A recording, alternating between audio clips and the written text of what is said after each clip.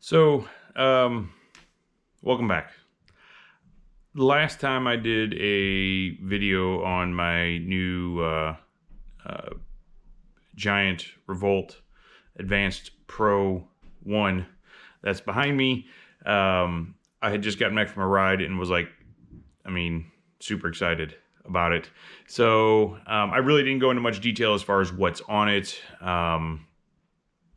There's obviously you can look on Giant's website and get all the specs, but I figured I'd cover all that kind of stuff for anybody that wants to see it in as close to person as possible.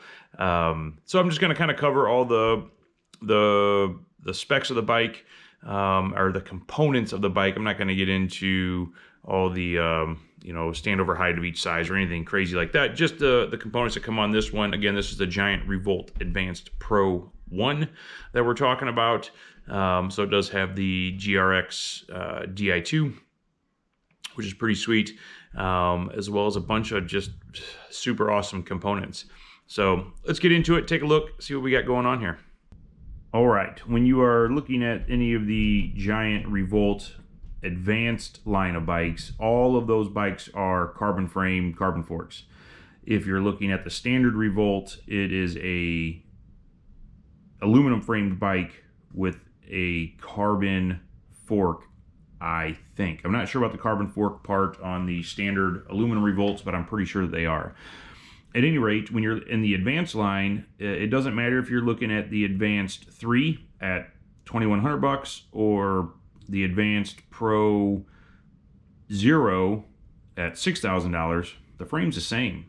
So even at that entry level Advanced 3, you're getting a fantastic frame for the bike.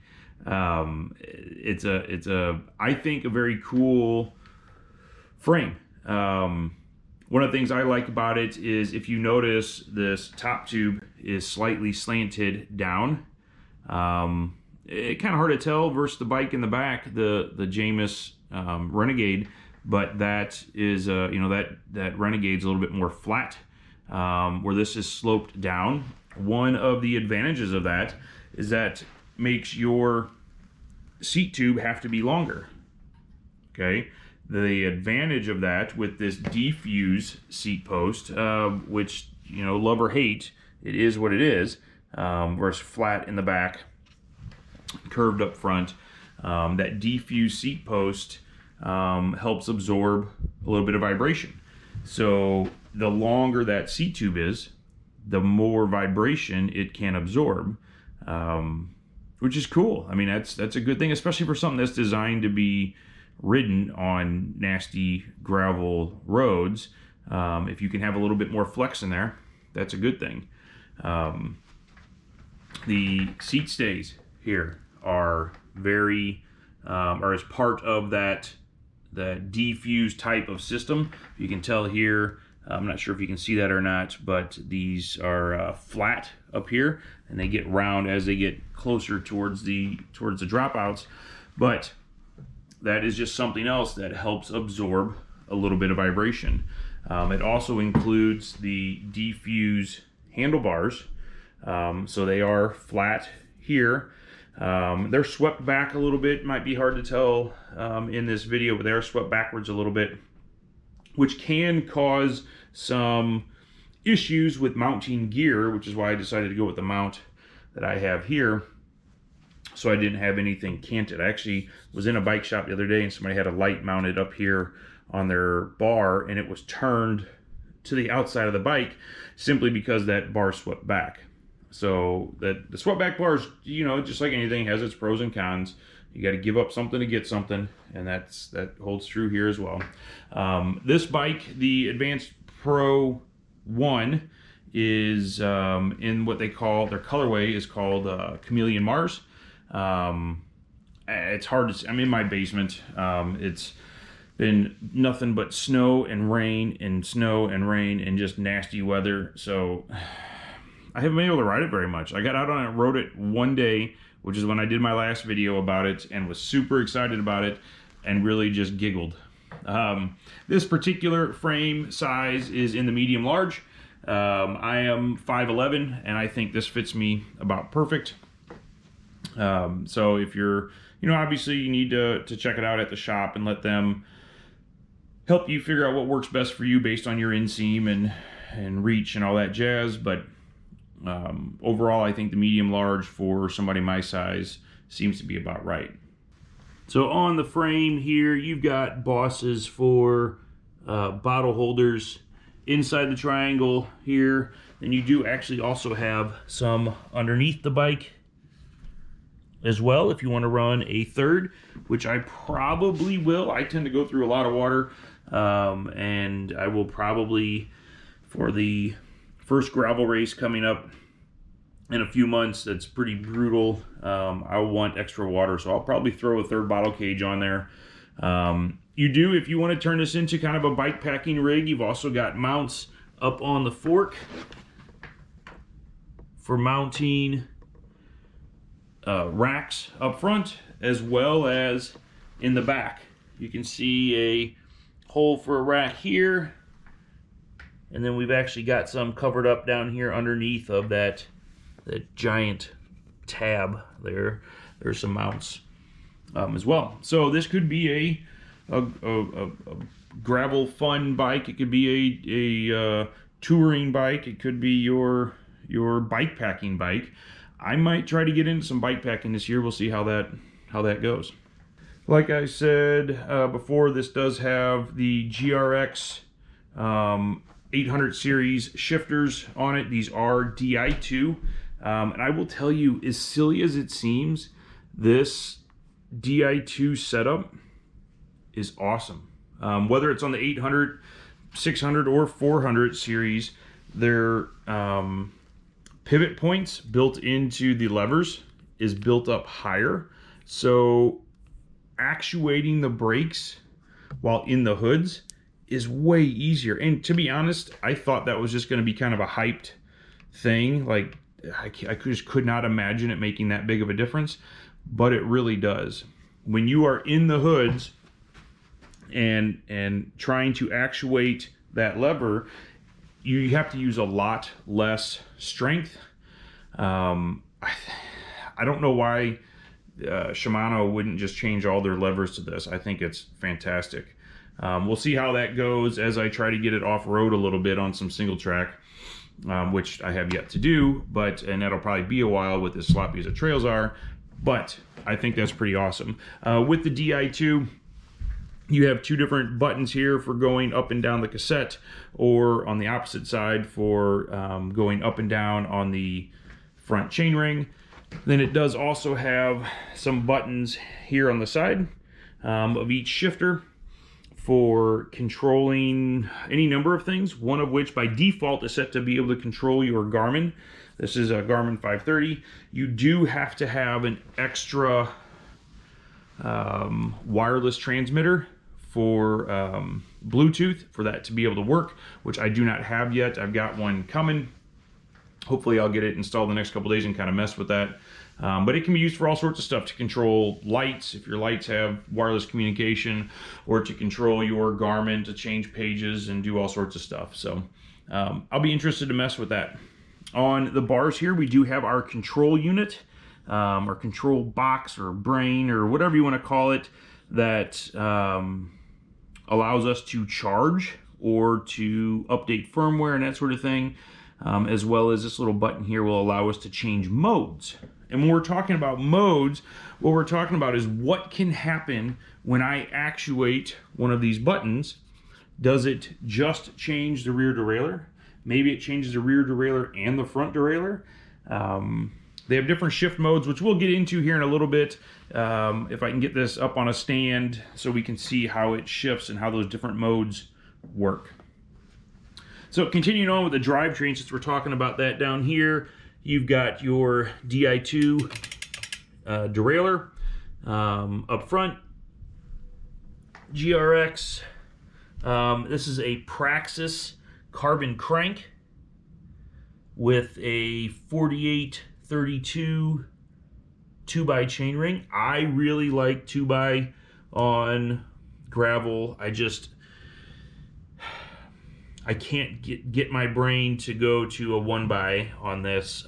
Maybe eventually, maybe with another gravel bike. I've got a couple. Maybe now I could bring myself to pick up another one that has 1x, but for right now, I'll be sticking with 2x for that. If I get into cross or something, which I don't think I will, but if I would, 1x would be more my thing then.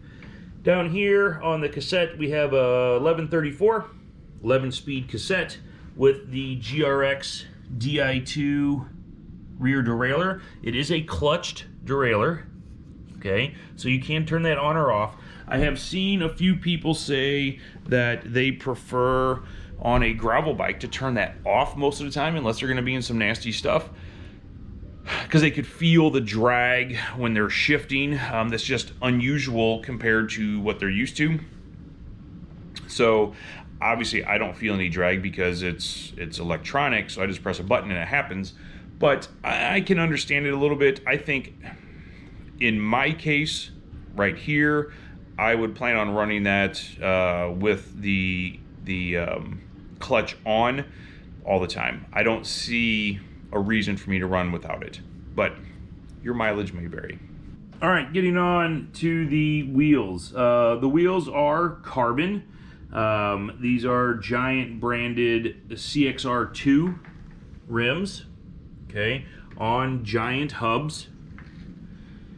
I mean, I've got nothing to complain about with them. I've never used carbon rims before, so I think that's kind of cool. They are tubeless, set up from the get-go. The tires that are on here are 700 by 40 Maxxis Velocita. I'm not sure what I think about these yet.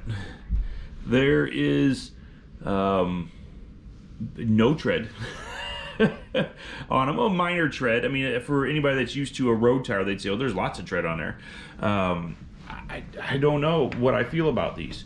I guess we'll see as time goes on. For general riding around here and on the road, I think it'll be awesome.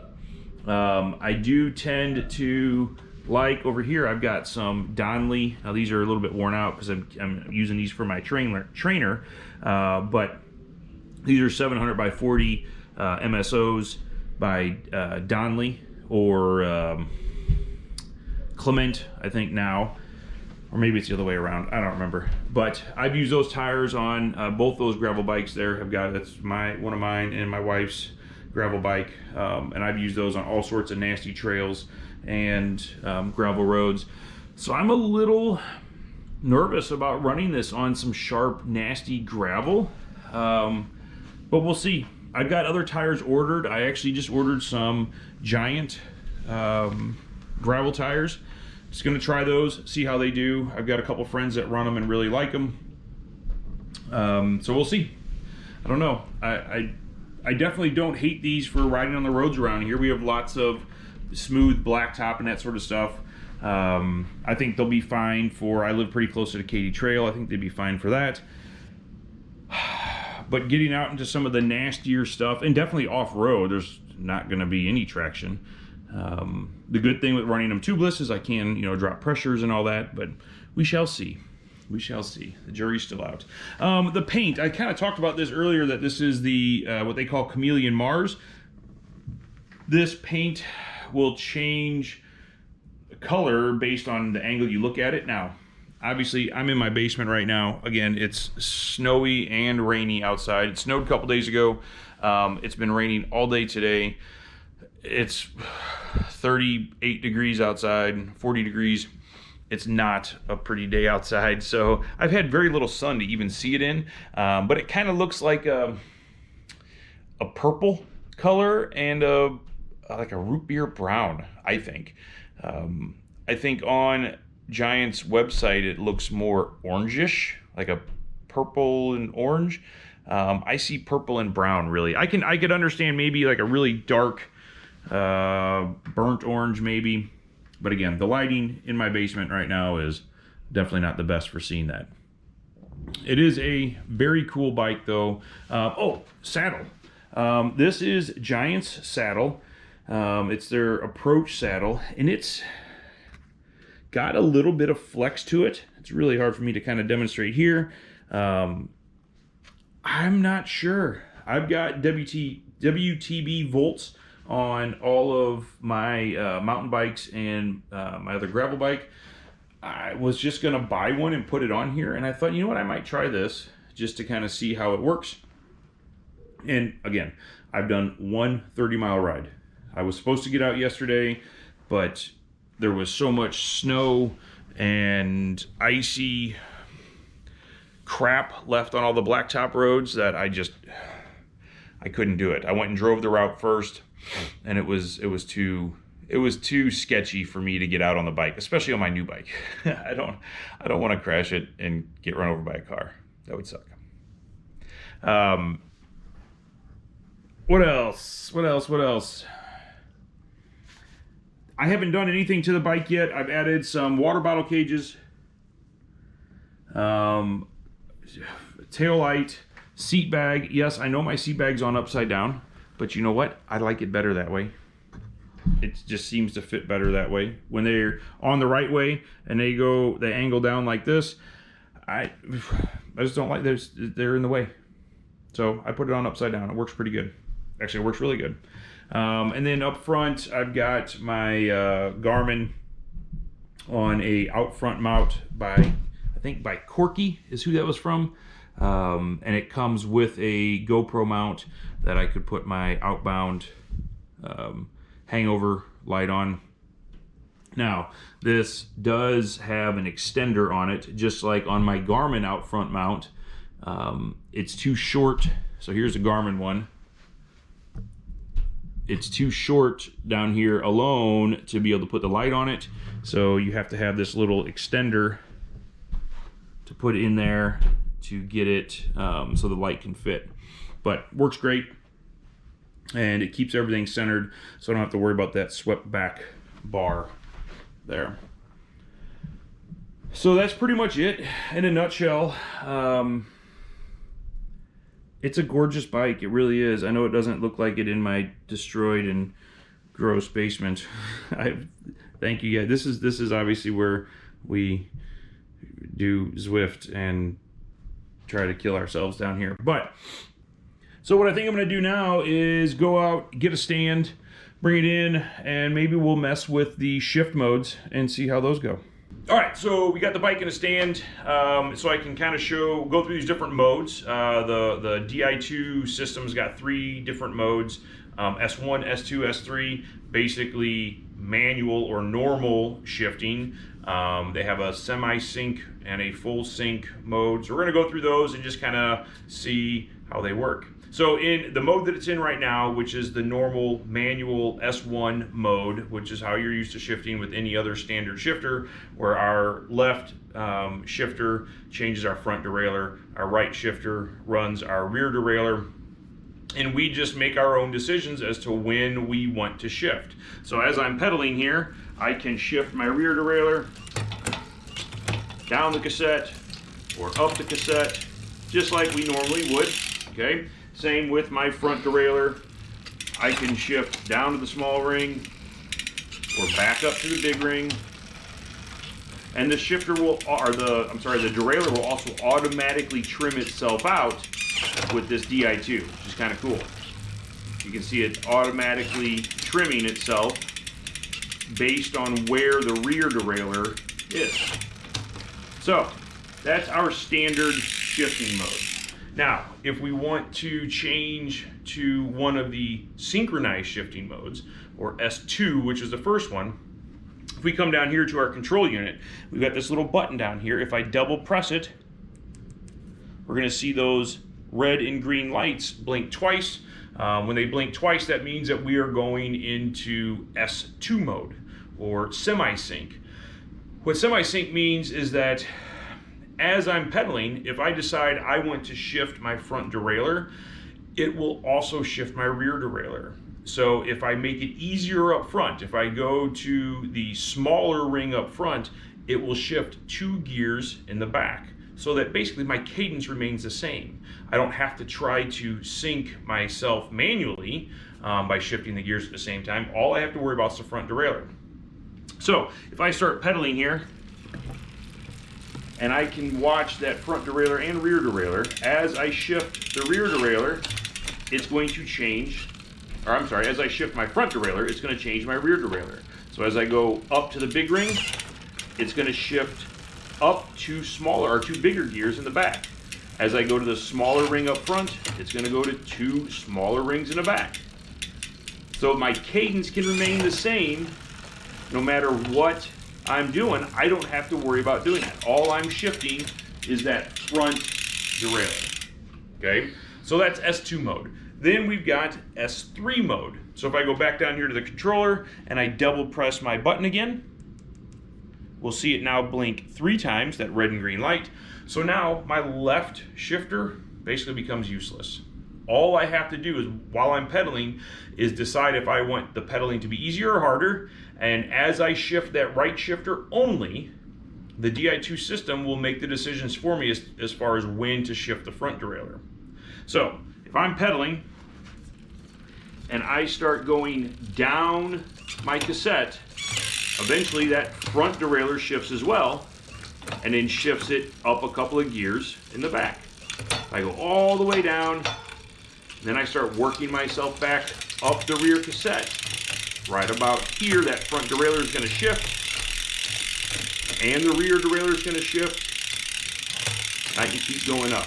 All of that just with using my right shifter.